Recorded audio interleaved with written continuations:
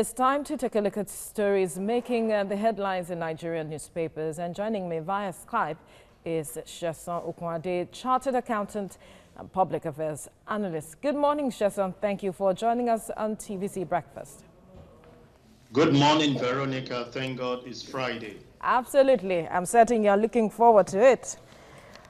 All right, let's head straight to the papers now. And I begin with the News Direct. NDDC Senate orders MD to refund 4.923 billion naira illegal payment. And then we'll move to the front page of the Daily Trust. Reps allege 100 billion naira fraud in Northeast Development Commission. We didn't get up to 100 billion naira. NEDC MD. We're not aware of allegation. Ministry. Senate asks NDDC to refund 4.9 billion naira. We can't join issues with legislators. All right, now we'll move to the front page of the Blueprint. Shock tributes as first female helicopter combat pilot Tolulope laid to rest. We are still in grief. That's Chief of Air Staff Abubakar speaking. Her exemplary skills too difficult to emulate. Family late pilot with service before self. Kogi Governor Senate wants her immortalized. We'll be looking at that story shortly. And then we'll move to the front page of the Daily Times, the last paper we will be reviewing this morning. Domestic airlines on brink of collapse. All right, let's head back to the front page of the Blueprint now, talking about Tolulope Arotile being laid to rest. Sheson, she was accorded full military honors amidst tears and sadness from family, friends, and members. And even the Kogi State Governor was present there yesterday. Thank you very much, Vero, for having me today. Yesterday, when Tolulope was laid to rest, with all sincerity, my eyes was heavy and was moved with tears. Why? This is a young lady who has laid record. You know, like we have the likes of Ransom Kuti, Fumilayo Ransom Kuti, laid a record then as the first female in Nigeria to carry out the same thing we've had with Tolulope, but the sad event that happened through a mishap of a friend caught her life short. But we have some lessons to learn from the stories that has happened. People never believe in the young ones. Tolulope has laid a landmark for our leaders to have a rethink that they should give opportunities to the young ones. The likes of the people we have in government today once served this country at the age like this, in their early 20s, early 30s, some their 40s, and quite disheartening that room are not given to the young ones. Before now, they will tell you that the young ones are not serious to manage the affairs of things. But we have seen a young Tolulope come in the limelight at a very young age of 23. And what interests me is that most people will say, if you are not out of this country, you cannot make the best of yourself. But she served here at NAF, and at a particular time had to travel out to go and take more courses and come back to be a useful tool to its nation. This is a lesson for us that we can do it as young ones, and let the government give room for the young ones to bring in their innovation and creativity. Where things will change. The old ones have tried their best and they are giving us the best they feel they can give. But let's give room for the young ones. It's quite saddening that the life of someone like Tolulope was cut short by something we never prepared for. And we want to condole the family and pray that God will give them the fortitude to bear the loss.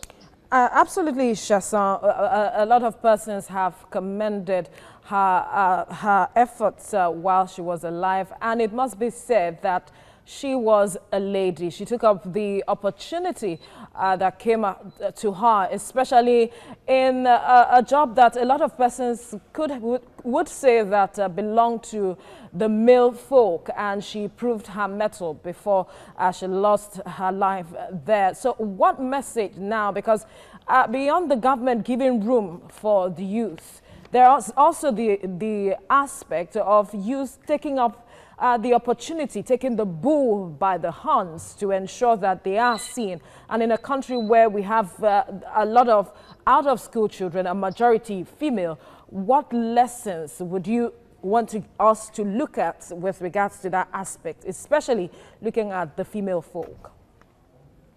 Yeah, Veronica, I can tell you with all sense of authority that gone are those days when you keep women at the back fold and say their place of office is in the kitchen. No, the time has come where ladies, women needs to be seen, needs to be heard. There was a thing that trended about on this corona issue of where we saw men, the countries that were led by men and countries that were led by women. And we discovered that where we have the leadership of the women, we have less of this problem than where we have the men. But part of the things I want to say, I belong to a profession where women too are celebrated. There's a wing where we call them Society of Women Accountants. And we have that, we have Society of Women Professionals. It's high time people come out, and they should not be suppressed. Let's give them the opportunity.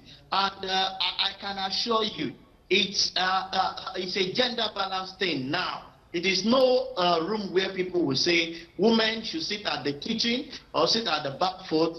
It's what both of us can do. In fact, if you discover they are better managers than women, I have to say that without any apology. Women are better managers when it comes to funds management, if they are really out to do that. So we want to encourage them that they should, and you see that they are more thorough than women. When you have a woman at the end of a affair, it scares you the way they will handle you, because they want to do everything with all diligence. They want to do it thoroughly. So let's give women room. I'm looking for a day when we have a female president in this country. Tolulope has proven that women can do it. Let them all come out.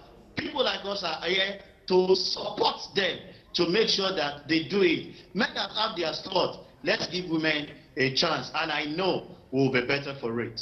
Absolutely. As it is often said, what a man can do, a woman can do better, but that might cause many challenges here. But let's go to one aspect again, which I would like for you to touch on, which has to do with parents identifying skills, because from the statement made on the front page of the papers this morning, her parents were talking about she had exemplary skills that may be difficult to emulate or find at this time. How should parents begin to identify the skills in their children, encourage them to come out and impact them, as well as give them the confidence to do what they have the skill to do?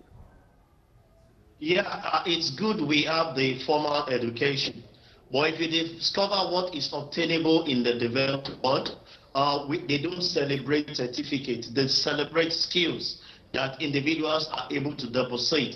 I was watching your program this morning, and I saw a 13-year-old guy that is unaware. These are things that older age will do. We want to encourage parents. It's good that children read, but when you discover a particular talent, you see, when you have passion to do something, it's different from when you go about to study it. And that's where parents must learn to give attention to their children. There are so many skills embedded in our children. Not before, it's good when you ask them to go and carry their books to read and that. But when there are specific talent that you have discovered in a child, you can go out, learn about it, have an understanding about it, encourage such skill. You don't know.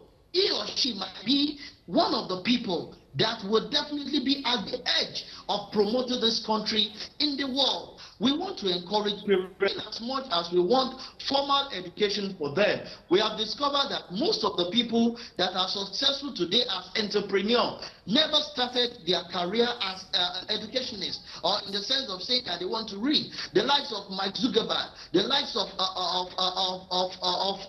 other entrepreneurs that succeeded, they have that skill of doing it. So if parents discover any skill in any child, encourage them. Let the other educational aspect be a backup for such. When you are good, don't just look at a footballer.